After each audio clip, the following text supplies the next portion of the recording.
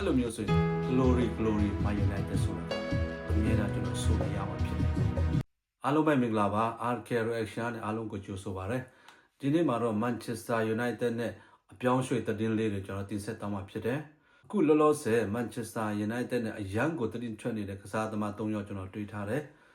နံပါတ်1ကတော့ Victor Gyökeres ဖြစ်တယ်နံပါတ်2ကတော့ Victor Osimhen နံပါတ်3ကတော့ Mermoz ဖြစ်တယ်သူတို့၃ယောက်အကြောင်းမတင်ဆက်ခင်မှာ Manchester United ရဲ့သတင်းကောင်းလေးတွေကျွန်တော်တင်ဆက်သွားမှာဖြစ်တယ်တို့ Manchester United အသင်းနဲ့ပထမအဆုံးတော့ပူးပေါင်းသွားတဲ့ကစားသမားတစ်ယောက်ကတော့ခွင်းညာဖြစ်ပါတယ်သူကတော့ကျွန်တော်တို့ Manchester United ကိုပြောင်းလာတော့ကြာပြီဒါပေမဲ့ကျွန်တော်တို့ရဲ့ official page မှာတရားဝင်ကြေညာသွားတာတော့ပြီးခဲ့တဲ့ဂျာတပရီနေ့မှာသူကကြေညာသွားပြီဖြစ်တယ်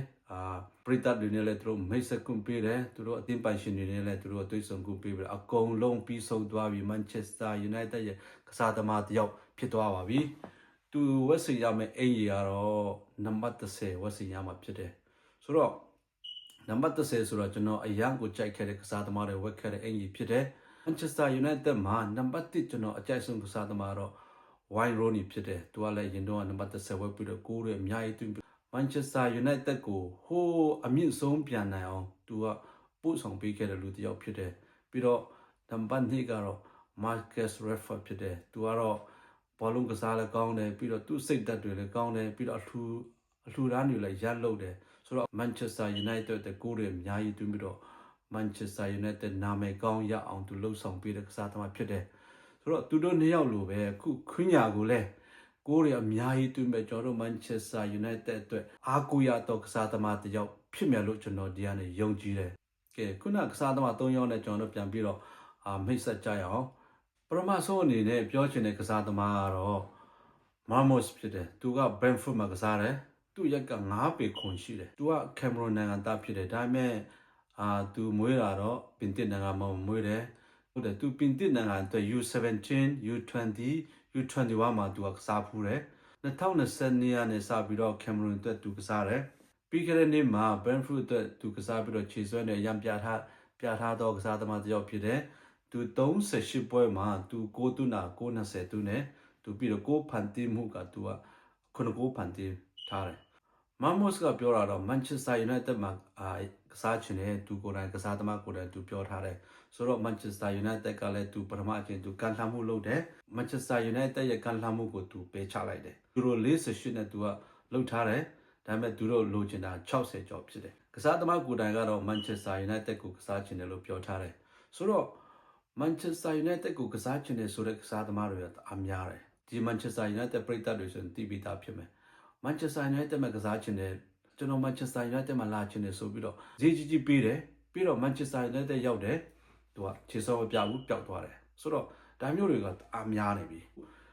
Mermozလည်းပြီးခဲ့တဲ့နှစ်ကအားကောင်းတဲ့ကစားသမားထဲမှာတော့မပါဘူးသူ့ကိုကျွန်တော်တို့ခေါ်တင်လားမခေါ်တင်လားဆိုတော့ပရိသတ်တွေအနေနဲ့လည်းနည်းနည်းပါသုံးသပ်ကြည့်ပေါ့ပြီးတော့ဒုတိယကစားသမားအနေနဲ့ကတော့Victor Osimhen ပေါ့နော်သူကနိုင်ဂျီးရီးယားသားဖြစ်တယ်ပြီးတော့သူ့ရဲ့အသင်းကတော့နာပိုလီဖြစ်တယ်ဒါပေမဲ့ပြီးခဲ့တဲ့နှစ်မှာသူလုံးနဲ့ကလစတာရေးမှာသူဆော့တယ်နာပိုလီမှာ2020နဲ့2023အထိသူဆော့တယ်108ပွဲမှာ65ကိုသွင်းထားတယ်ပြီးခဲ့တဲ့နှစ်ကကလစတာရေးမှာသူဆော့တယ်ပွဲ30မှာ36ကိုသွင်းထားတယ်ဆိုတော့သူ့ရဲ့သွင်းကိုတွေကိုကြည့်မယ်ဆိုရင်တကယ်တိုက်စစ်မှုတယောက်ရဲ့ရှိထိုက်တဲ့အရာတွေပြီးဆုံးတယ်လို့ပြောရမယ်ဒါပေမဲ့တခုရှိတာကသူ့အသက်က26ဆိုတော့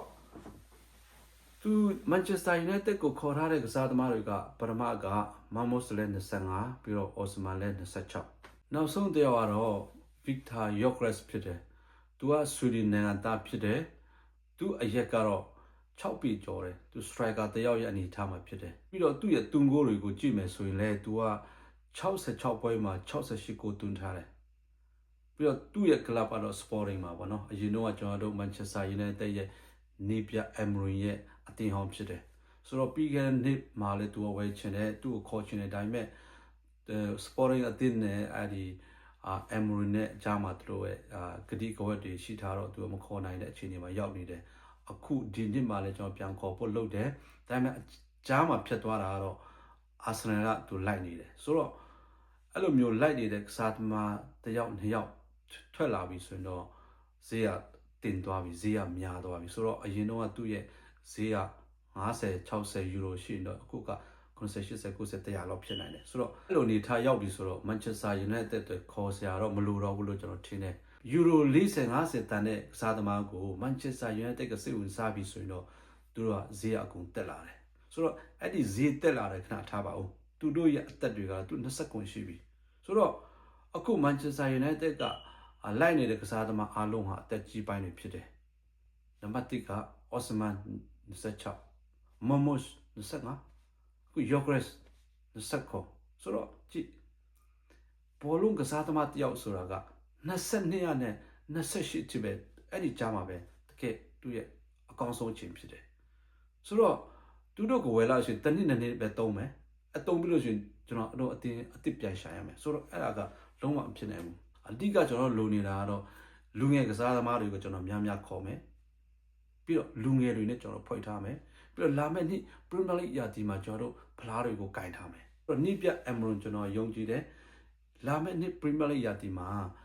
Manchester United ဖလားတစ်လုံးလုံးတော့ကျွန်တော်ယူမယ်လို့ကျွန်တော်ယုံကြည်ထားတယ်နှစ်ပြအမ်ဘရွန်မဲ့ဖြစ် Manchester United ရဲ့အသင်းပိုင်ရှင်တွေတာဝန်ရှိတော့ပုဂ္ဂိုလ်လူတွေအားလုံးကလည်းလူငယ်ကစားသမားတွေကိုရှာမယ်လူငယ်ကစားသမားတွေကျွန်တော်အသင်းကိုကျွန်တော်ပြန်တည်ဆောက်ပြီးတော့ Premier League ဖလားနဲ့ကျွန်တော် FA Cup EPL ပြည်သူ့ဖလားတွေကျွန်တော်အကုန်လုံးကျွန်တော်ယူပြမယ်ဒါလည်းကျွန်တော်လိုချင်တဲ့ကျွန်တော်ရဲ့စံတာဖြစ်တယ်ကျွန်တော်တို့ရဲ့ Manchester United ကိုဟိုအပေါ်ဆုံးကိုကျွန်တော်ရောက်စေချင်တယ်ဆိုရင်ကျွန်တော်လူငယ်တွေနဲ့ဖွဲ့စည်းမယ်လူငယ်တွေနဲ့ရှေ့ဆက်မယ်အဲ့လိုမျိုးဆိုရင် glory Man United ဆိုတာကအမြဲတမ်းကျွန်တော်ဆိုနေရမှာဖြစ်တယ်ဒီနေ့မှာတော့ဒီလောက်နဲ့ပဲကျွန်တော်ရည်နာချင်တယ်အားလုံးကိုကျေးဇူးတင်ပါတယ်